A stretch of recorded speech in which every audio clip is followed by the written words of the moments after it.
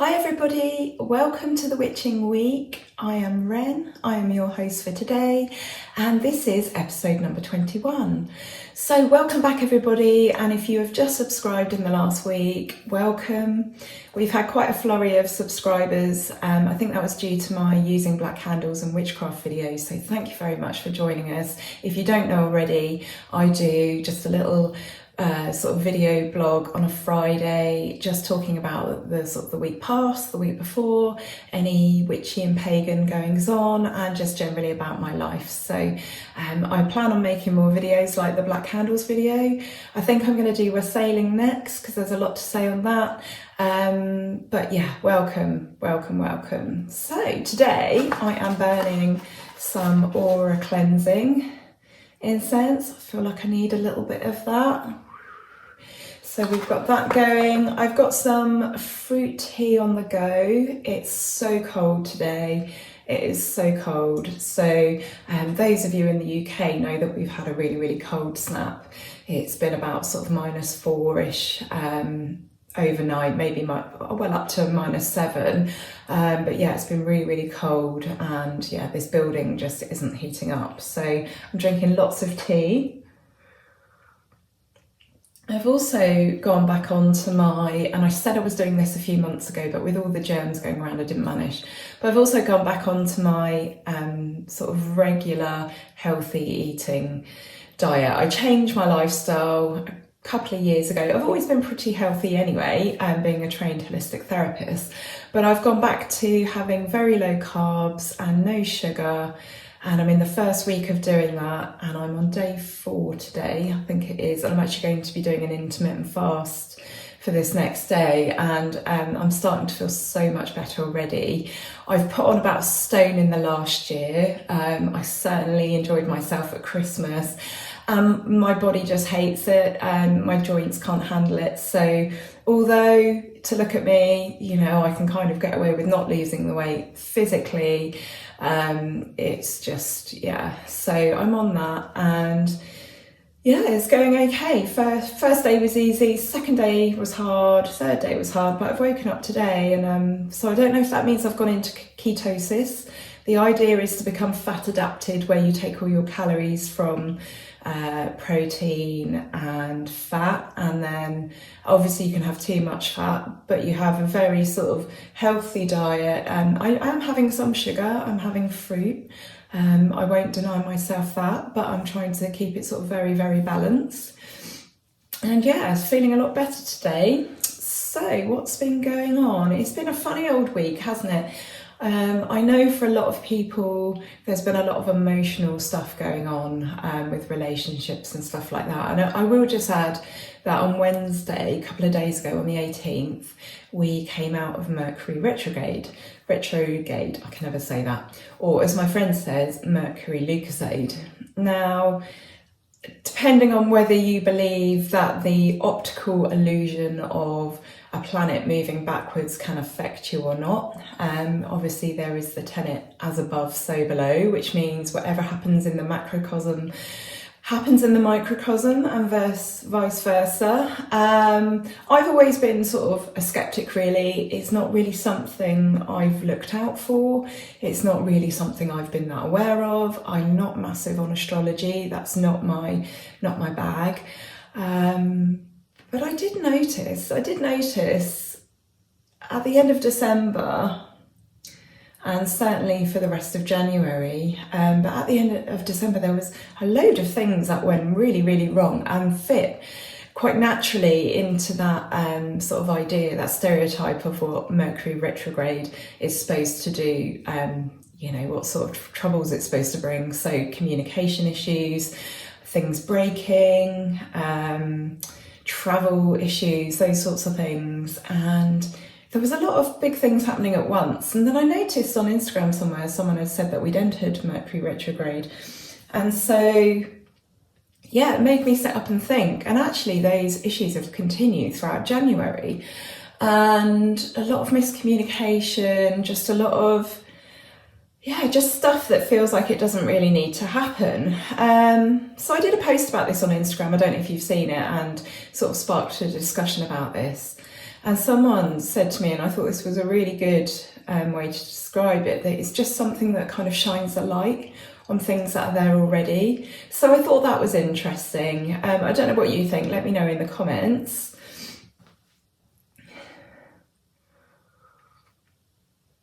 But it's definitely felt like a very sort of difficult week. A lot of things going on that just haven't needed to. And yeah, I would like to say that yes, it's Mercury retrograde, and now that has moved past. So that's what I'm going to say this week, even though I wouldn't usually give something like that too much responsibility. And don't get me wrong, I believe that all life is interconnected, but I'm just not sure that we should, blame something like that on, what is quite often just a bit of bad fortune, or can be someone else's perception if it comes to relationship troubles, or it could just be something that's a consequence of our own stupid actions. So yeah, I don't tend to put too much sway on that. I will, however, be interested to know, well, maybe to know when the next Mercury retrograde season is. Of course, there are other planets as well that go, have a backwards transit. And I don't know much about those. Like I said, that's not really my area in witchcraft. But yeah, let me know how yours has been. Has it been a disaster? I would love to hear. What else has been going on? I'm hoping to get to a Wassailing event this weekend. There's lots of them that have been happening around the UK. It's usually the 2nd to the 3rd week in January. Although when you look into the history of Wassailing, some people say that it's a 12th night tradition, that on the 5th of January, it's the last day of merrymaking and enjoyment and celebration, and it's the eve of Epiphany. So this is kind of like the last day of, merrymaking. The whole point of Wassailing basically is to go to an orchard or some apple trees, or whatever, maybe a pear tree, and basically to encourage the spirits within those trees or that particular tree to wake up, and to basically encourage it so that we have a good harvest later on in the year. This is usually done by all sorts of revelry, singing, dancing. Some people bang pots to wake the spirit up. There's an event up in Sherwood Forest in Nottingham on I think it's Sunday the 22nd. Just trying to remember.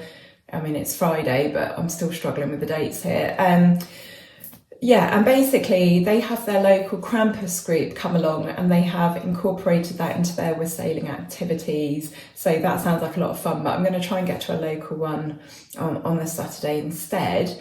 I'm going to do a video on this because there's so much to say about Wassailing. So I'm going to try and get that done this week.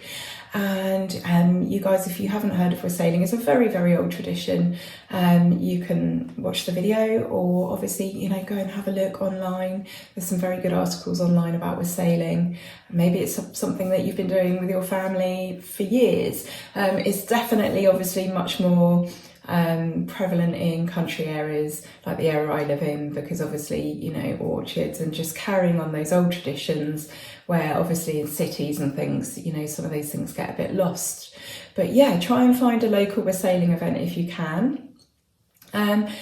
So a couple of days ago, I went to a church in Rutland, St Andrews in Stoke Dry, with a friend. She'd spotted an article, well, I say an article, it was just a post somewhere on Facebook about this church. So we thought we'd go along and check it out. It was a very, very cold day. We were there for about 2 hours, and I was cold all day. I couldn't warm up at all, but it was so, so worth it.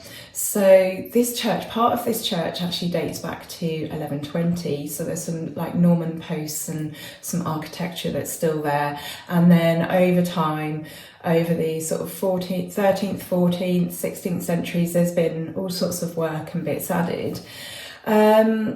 This church overlooks the, the Ibrook Reservoir.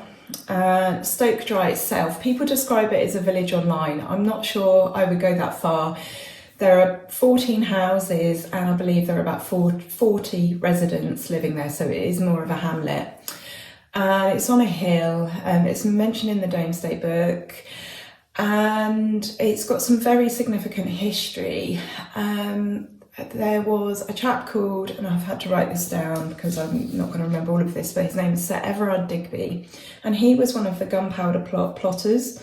He was eventually executed for his part in the gunpowder plot. And basically there is a room above the main part of the church. It's called a parvis, and it's like a priest's little private room to go and worship in. I believe it's a Tudor addition to the building.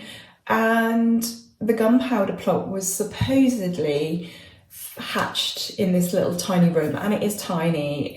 I'm trying to think how big it is. It's about 3 meters by maybe 4. Maybe it's not even that big. I'm not very good at judging distances, but it's a tiny room, and it's got this tiny staircase that goes up to it. And supposedly that this is where this gunpowder plot was hatched. Now, there's very little historical evidence to suggest that this was the case. He was executed for his part, certainly, in the gunpowder plot, but they're not actually sure that this could have happened here. And the reason is that he didn't spend very much time at his manor in Stoke Dry. Now, the building opposite the church is called the Manor, so I'm thinking that was his house. But apparently he didn't spend very much time at home, so they think it's highly unlikely. Several meetings would have had to have taken place, I suspect, to arrange something like that, and we're also quite a long way from London. So there is very little evidence to suggest that this is what went on there.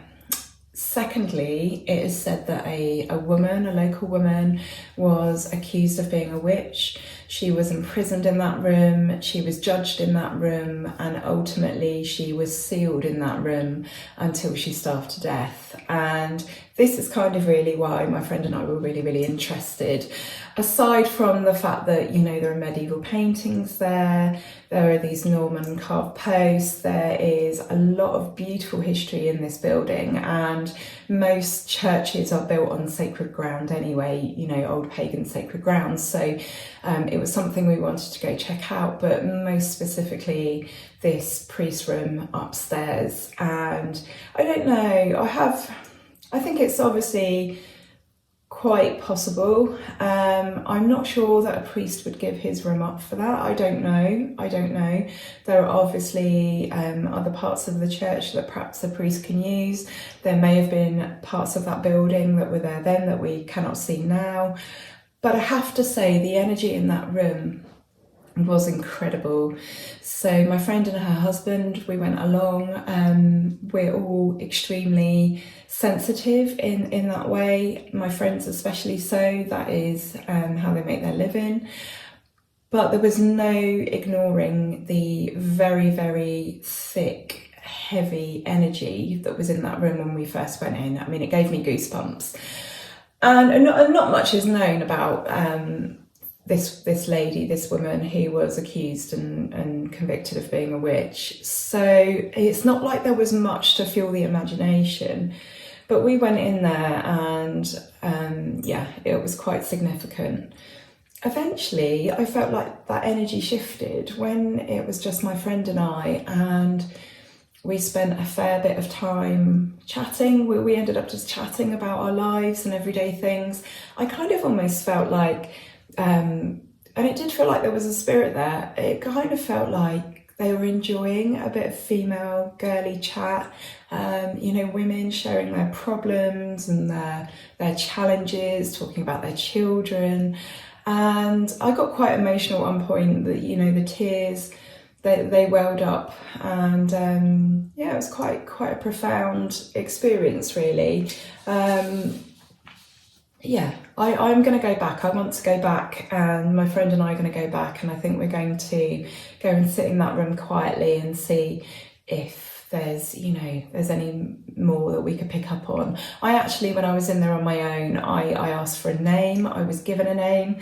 I haven't been able to find a name anywhere online, and it's a tricky one, isn't it? Because you think, well, is that just my imagination? But I asked for the information and I received it straight away, and the name that I received would be quite fitting for that sort of period in time. So who knows? I'm open-minded about these things. Of course, it could be that no one was ever imprisoned in that room, and we just felt the energy of a building. But it was a really, really interesting day out. I will put some video up just to show you what the room looks like. It was a bit difficult because it was so small. It was a bit difficult to actually really get a good video because you can't stand back enough to show you the floor, the walls. So I've just done a little sort of move around the room. But what I will do is I will put a full video up as well on my trip to the church. Because it's really interesting and there's a lot to look at. And absolutely fascinating. So if you live in Leicestershire, near the Rutland border, or I'd say even Lincolnshire, because obviously Rutland is tiny, and you've got Northamptonshire bordering it as well. So it's worth a little trip out. It's not too far from Corby. It's worth the trip out. So that's St Andrew in Stoke Dry, and there's a St Andrews in Liddington as well, but I do believe that all the churches in the area were they're all part of the Bishop of Lincoln's sort of collection of buildings and diocese and stuff like that. And interestingly, next to St Andrews in Liddington, there's actually a bead house, so a home for the poor. So it's interesting when you consider that at one they had a poor woman sort of locked up there and starved, and then there was a bead house for the poor, and it sounds like the Bishop of Lincoln was actually very generous in many ways. Maybe not him directly, but the people sort of working with him. And of course, I think this all happened at the time of sort of like James I? So there was obviously, we're talking a period in time here where everyone is really, really scared of witches, scared of evil spirits, scared of all sorts of unseen things. So go and check it out, and if you can, please leave a donation. They've had part of their roof stolen, it would seem. I think, knowing most churches, that's probably happened several times, but they do leave the church open and you're allowed to go and look at it all, and there's some amazing items and artifacts in there, absolutely incredible history. So go and check it out if you can. On a bit of a sort of a God theme, I've started watching a documentary on Netflix. Some of you may have seen it. It's called For the Love of God, and it's about an Australian guy. I think he's in his 30s, maybe. He refers to being 33, but I'm not sure if this was like time previous or that's what he's at now. It's a bit hard to tell, to be honest. But he's in the Australian Bible Belt. I never knew there was such a thing. When I think of Bible Belt, I think of America. But he believes that he is Jesus. His partner believes that she is Mary Magdalene. He believes that she's Mary Magdalene. And he says that he remembers his first century life. He remembers his mother. He remembers the soldiers around at the time. He remembers being crucified. He talks about that. And now, 2,000 odd years on, he has memories of that life, and now he believes that he is Jesus reincarnated. So he's obviously experiencing this life. And it's really fascinating watching it. He's got a large congregation that follow him. He's got a couple of adult sons from a previous relationship. I'm only sort of like halfway, 3/4 of the way through. It's good, I'm enjoying it enough to say watch it. It's really interesting, but we've only met one son so far, so I don't know if we meet the other son. But this adult son believes that he is Jesus as well. And he would actually find it more of a stretch if his dad said one day, "Oh no, I'm not Jesus." He believes that strongly, that his father is Jesus. And it's just really, really interesting. So Sorry, the incense. I've still got a bit of a cough after that horrendous flu at Christmas. So yeah, check it out. I'm not actually sure. I wasn't paying much attention when I put it on. I don't actually know if there are more episodes or it's just one episode. I think that's probably more likely the case. I think I'm coming up to about the hour point, maybe 45 minutes. But yeah, if you've got some time and you're looking for something to watch, it's on Netflix. It's called For the Love of God. So, oh yeah, and there was just one other thing actually. I wanted to read you something from the A Year of Pagan Prayer. We get this out, don't we, from time to time. I love this book. It takes you through the year, and there's lots of classical poetry and verse and loads of history in here. And early January, in the Roman world, they celebrated Compitalia. So I thought I'd just read you a little bit about this. I thought this was really interesting. So it says, the Lares were the little gods of every Roman household, who seem to have been regarded as a combination of brownies, guardian angels, and ancestral spirits. They were prayed to daily in many Roman households, but once a year in late December or early January, the Lares of the city were worshipped publicly at a crossroads during the Compitalia, a festival that supposedly predated the founding of Rome itself. Though our cities no longer gather to honour their guardians, now would be a good time to remember the little spirits that live beside us with a few prayers and offerings at the crossroads or at a home altar. They don't need anything fancy, but they do like to feel welcome in our lives. So there's a little part of a poem here from A Hymn to the Lares by Robert Herrick, and this was written in 1591 to 1674. Actually, no, that might be when he was alive, actually.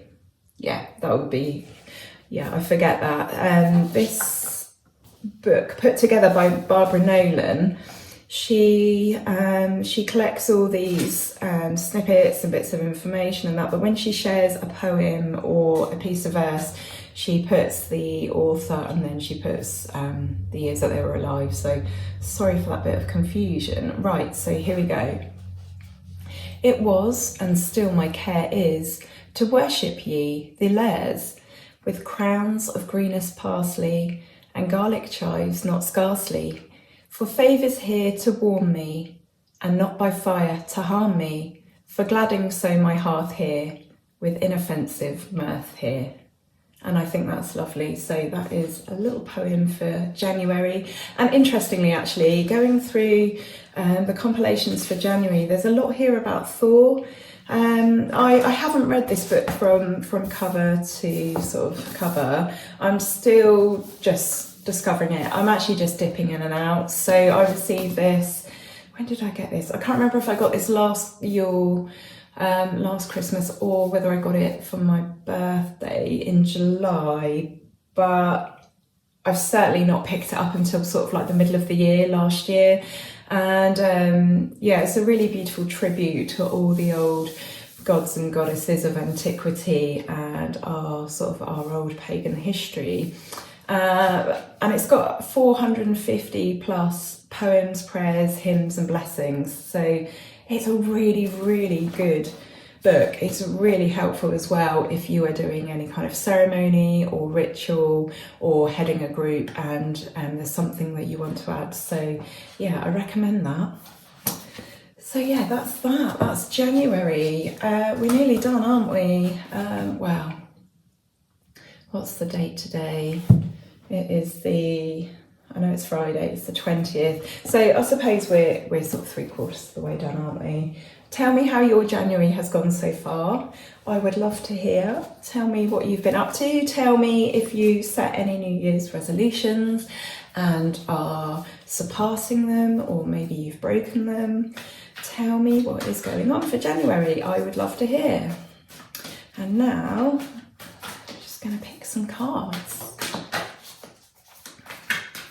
Okay, so we have got the Nine of Swords, the Knight of Swords, and the Ten of Cups for our energy reading today for the week ahead.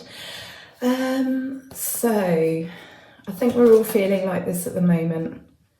Well, the worries and the fears are just getting us down and keeping us awake at night.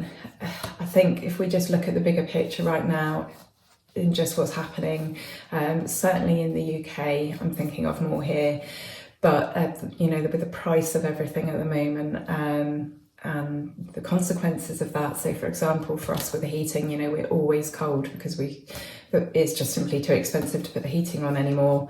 You know, the mold is growing and it's just giving us more work and stuff like that. I think many of us are feeling like that. We are absolutely weighed down by worry, anxiety, fear, and those emotions are just all compounding each other just to create even more of the same.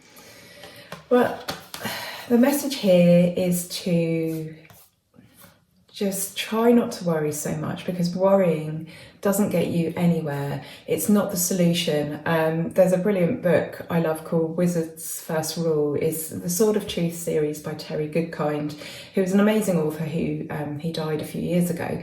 And in this first book, Wizard's First Rule, there is the story of Richard who meets a wizard, and the wizard's first rule of anything, of magic, of life, of anything, is think of the solution, not the problem. And I think that's the answer here. Rather than just dwelling on the problem and getting yourself all worked up, is to make a plan and decide how you're going to execute that.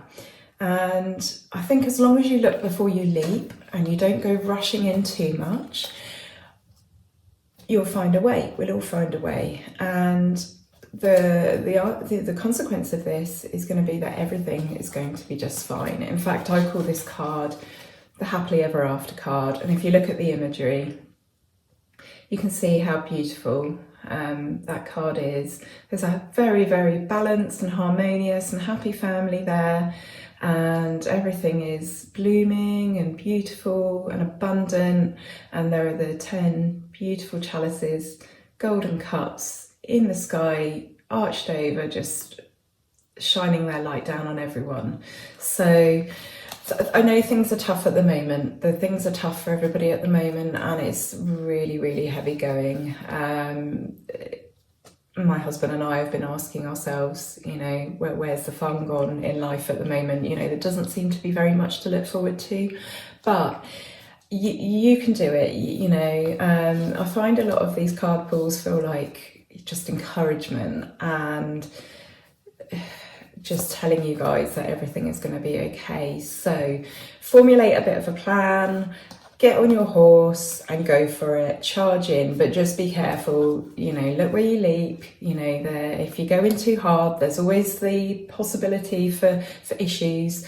But yeah, if you're feeling like this at the beginning of this week, and we work from Friday to Friday here on the Witching Week, if you're feeling like that at the moment, then hopefully by next Friday, things are going to be looking much better and much clearer.